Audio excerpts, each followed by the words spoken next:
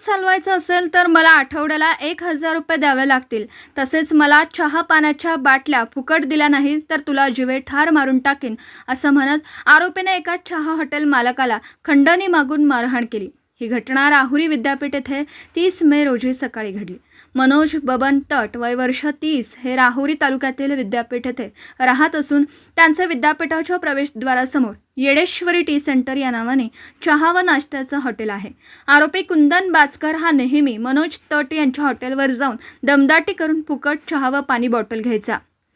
तसेच त्यांच्या मित्रांना देखील तेथे बोलावून त्यांनाही फुकट चहा व पाणी पाजायचा.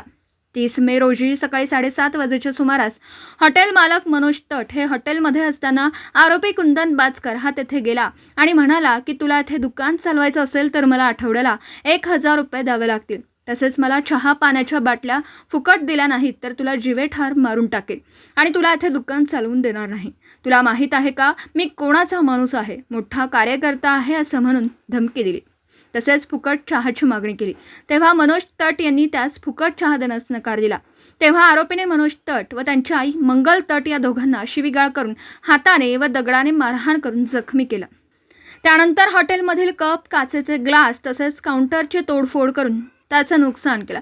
भांडणामध्ये आरोपीने मनोज तट यांच्या खिशातील 5,300 रुपये रोख रक्कम व मोबाईल बळजबरीने काढून घेतला.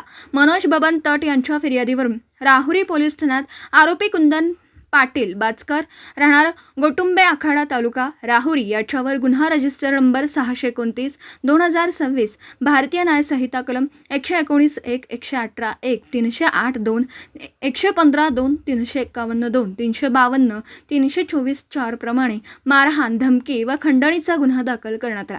गुन्हा दाखल होताच आरोपी कुंदन बाचकर याला पोलीस पथकाने पकडून गजाआड केला. पुढील तपास पोलीस निरीक्षक संजय ठेंगे यांच्या मार्गदर्शनाखाली हवालदार विकास वैराळ हे करीत आहेत. दीपक साळवेसह योगेश पवार, न्यूज 14 राहुरी.